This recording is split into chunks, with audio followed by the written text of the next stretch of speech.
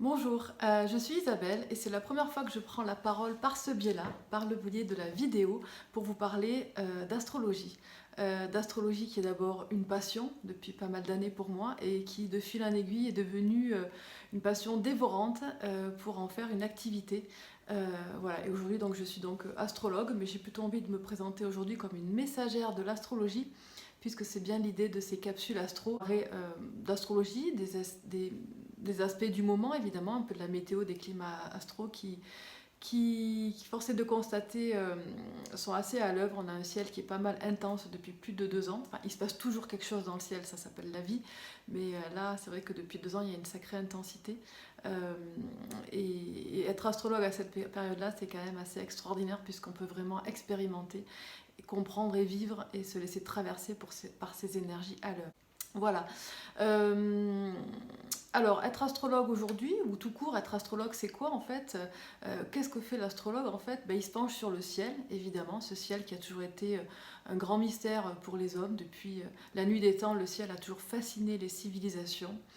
Et on a toujours observé le ciel, scruté, que ce soit à travers des lunettes astronomiques, raconter des histoires. En tout cas, il y a un monde merveilleux. Mais je crois que l'astrologue, avant toute chose, c'est quelqu'un qui interroge le temps et qui en découle des cycles, en fait. Et parler des signes, des planètes comme ça, oui, c'est comme un mécanicien qui parlerait d'une clé de 5, d'une clé de 12 pour réparer un véhicule, en tout cas, ou essayer de comprendre comment il fonctionne. Voilà, donc l'astrologie c'est une langue en fait, c'est un langage avant tout, c'est une langue étrangère. Il y a des personnes qui traduisent le japonais, l'anglais, d'autres langues étrangères, et je crois que l'astrologue en fait c'est un traducteur du ciel. Ouais, la base de toute l'astrologie depuis 5000 ans en fait, c'est de se dire que ce qui est en bas il reflète ce qui est en haut et ce qui est en haut il reflète ce qui est en bas. En fait, on ne fait qu'un. Il y a un macrocosme et un microcosme et tout ça vit à l'unisson. Aujourd'hui est un jour particulier, en tout cas le tournage se fait pour moi le jeudi de l'Ascension, qui est bon, évidemment une date clé, en tout cas euh, pour ceux qui sont sensibles à la religion catholique, mais voilà, il y a une forte énergie, en tout cas une forte symbolique derrière ce jour de l'Ascension. Et d'un point de vue astrologique aussi, c'est un jour important aujourd'hui parce qu'on a ce qu'on appelle dans le jargon bon, un transit particulier. En tout cas, c'est une date en fait qu'on relève en tant qu'astrologue, c'est l'entrée, ce qu'on nomme une entrée d'une planète qui se nomme Jupiter dans le signe des Poissons. La planète Jupiter est une planète qui est ce qu'on appelle une semi-lente en tout cas, elle vient impacter à la fois nous personnellement, mais impacter la société, elle structure la société. Ce 13 mai, elle fait une première incursion dans le signe des poissons et ça fait 12 ans que ce n'est pas arrivé, donc c'est pas quelque chose qui arrive tous les 4 matins. C'est quelque chose suffisamment notoire en tout cas pour qu'on l'observe et qu'on puisse voilà, se pencher dessus et voir ce qui peut être à l'œuvre. Nouvelle ambiance, elle va teinter, cette planète Jupiter va venir se teinter quelque part de l'ambiance des poissons. Et donc cette grosse planète qui est très très grosse dans le système solaire, qui prend beaucoup de place et qui nous parle aussi de notre place sociale quelque part, elle va venir se plonger dans les eaux, l'eau du signe des poissons. À chaque fois où une planète rentre dans un nouveau signe, elle fait ce qu'on appelle une petite incursion, un premier passage. C'est comme un invité qui rentrerait dans une maison, il regarde un petit peu, il fait le tour de la déco. Alors qu'est-ce que ça peut vouloir dire dans la vraie vie? Je vais vous donner un peu une liste de mots-clés en fait, pour vous donner un peu le climat. On est dans l'ambiance de la spiritualité, de la sagesse, en tout cas de la foi. Il y a une idée d'espérance, de foi, de se mélanger avec plus grand, de sortir de son petit moi pour aller faire l'expérience de quelque chose de plus grand, de plus mystérieux, de plus mystique, avec des dimensions de l'au-delà. Ça nous parle d'élévation, l'ascension c'est un jour d'élévation, je trouve que la mécanique est quand même assez parfaite pour ce démarrage-là. Ça nous parle d'inspiration, d'être inspiré, d'être optimiste, de se dire qu'il y aura aussi des solutions. Jupiter est quand même une planète qui nous parle de joie, de chance et d'évolution et de progrès social. En fait, c'est vraiment l'ouverture du cœur en fait qui peut se faire. Alors ça, c'est dans le meilleur des mondes idéal. Voilà, Jupiter, c'est aussi un miroir grossissant qui peut venir montrer des extrêmes aussi dans cette dimension de foi. Il peut y avoir des excès aussi, une grosse crise de foi, mais dans la crise de foi dans tous les sens du terme.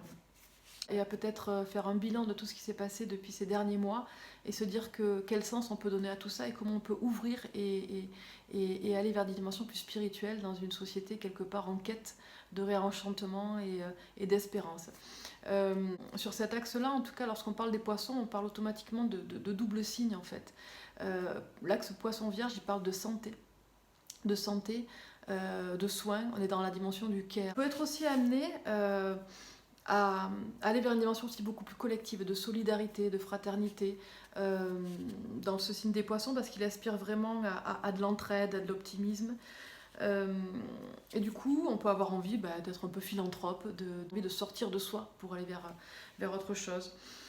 Donc vous trouverez éventuellement des causes auxquelles vous serez sensible, vous aurez envie d'avoir cet élan-là et de retourner vers l'autre, vers autrui, vers une forme d'altruisme en fait, c'est vraiment ça, cette énergie-là.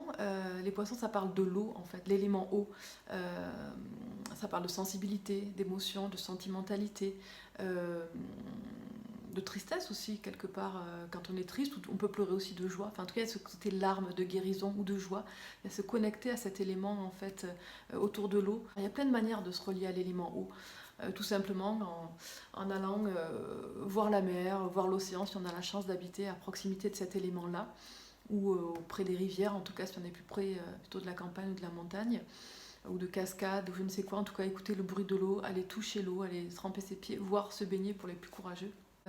Pour nettoyer, un peu purifier, se guérir et se laisser aussi bercer par cet élément.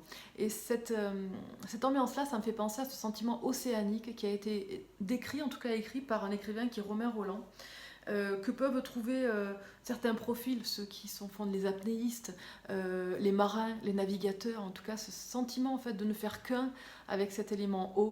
J'avais envie de vous faire un petit clin d'œil avec une carte. Moi j'aime bien, j'adore les oracles. Alors, je suis à fond d'oracles en ce moment et de tarot. Au-delà de l'astrologie, il y a d'autres outils qui m'accompagnent, donc le tarot, tarot initiatique, le rêve d'éveil. En fait. Et donc là, moi j'aime beaucoup travailler avec l'Inner Star. Je ne sais pas si vous allez le voir. L'Inner Star, c'est un oracle avec des formes de géométrie sacrée. Et donc, avant de faire cette petite capsule, j'ai demandé en tout cas à avoir la carte pour donner le ton de cette ambiance Jupiter dans le signe des poissons. Et voici ce qui est arrivé. Laissez l'univers agir.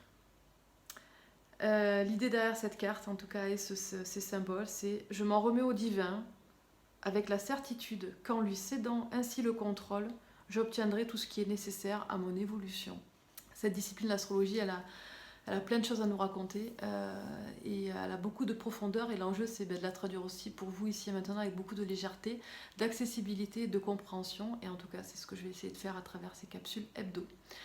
Voilà, je vous souhaite un bon week-end, un long pont et je vous dis à bientôt pour vous partager ma passion pour le ciel.